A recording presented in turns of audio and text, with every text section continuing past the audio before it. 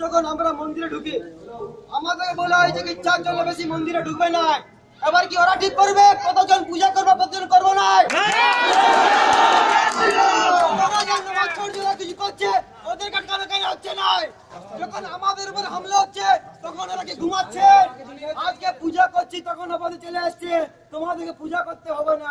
কি দিন? আরে তোমরা জানো না আজকে মঙ্গলবার আমার বজরং বলির দিন। এই দিনে বলছে সাবধান করে দিচ্ছে এই যে আজকে করলে তুমিও দেখলে কি মন্দিরে যত ইচ্ছা তত পূজা করতে পারে। যদি এরপরে আমাদের কাটখানা হয়েছে আর মানবো নাই, আর মানবো নাই, রাস্তা এটা অবরোধ করবো। সব হিন্দু এক হও আর হিন্দু ছেড়ে